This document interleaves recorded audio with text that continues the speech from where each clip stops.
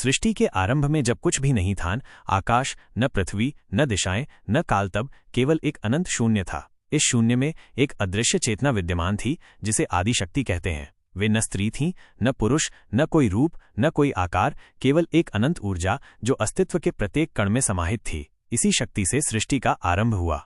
जब सृष्टि की घड़ी आई तब आदि शक्ति ने स्वयं को एक विशाल प्रकाश ज्योति के रूप में प्रकट किया। इस ज्योति से अनंत ब्रह्मांड उत्पन्न हुए, असंख्य आकाश गंगाएं बनी और काल की धारा प्रवाहित होने लगी। इसी महाज्योति से 3 प्रमुख शक्तियों का प्राकट्य हुआ, ब्रह्मा, विष्णु और महेश। ब्रह्मा को सृष्टि निर्माण का कार्य सौंपा गया, विष्णु को इसका पालन करना था और महेश को इसका संहार कर पुनः संतुलन स्थापित करना था। परंतु त्रिदेवों ने यह नहीं समझा कि वे स्वयं भी आदि शक्ति की रचना थे। उन्होंने अपनी शक्तियों पर गर्व किया और एक दूसरे के महत्व पर प्रश्न उठाने लगे। इसे देख आदि शक्ति ने एक अनंत अग्नि स्तंभ प्रकट किया और त्रिदेवों से कहा कि जो इसका आदि और अंत खोज लेगा वही सर्वशक्तिमान कहलाएगा। विष्णु नीचे की ओर गए, ब्रह्मा ऊपर की ओर और शिव ध्यानस्थ होकर उसी में लीन हो गए। अंततः ब्रह्मा और विष्णु असफल रहे और उन्होंने स्वीकार किया कि यह शक्ति उनसे परे है। तभी शिव ने अपने नेत्र खोले और कहा, ये आदि शक्ति ही सृष्टि की मूलाधार है। हम सब उन्हीं से उत्पन्न हुए हैं और उन्हीं में विलीन होंगे।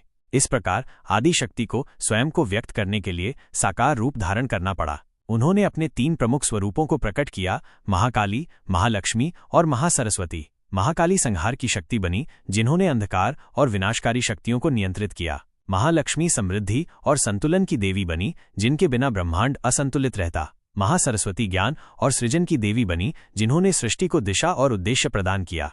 ब्रह्मांड का संतुलन बनाए रखने के लिए आदि शक्ति ने अपने विभिन्न अवतारों में जन्म लिया। उन्होंने सती बनकर शिव से विवाह किया और अपने पिता दक्ष के अहंकार को नष्ट करने के लिए अपने प्राण त्याग दिए। फिर वे पार्वती के रूप में जन्मी और कठोर तपस्या कर शिव को पुनः पति रूप में प्राप्त किया।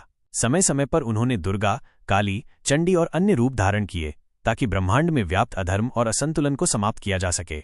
यह कथा केवल ब्रह्मांड की उत्पत्ति की नहीं, बल्कि शक्ति के अपरिहार्य स्वरूप की है। आदि शक्ति केवल एक देवी नहीं, बल्कि संपूर्ण अस्तित्व की जननी और आधार हैं। वे ही सृजन है, वे ही पालन है और वे ही संहार भी हैं। उनका अस्तित्व अनंत है और उनकी महिमा अपरंपार।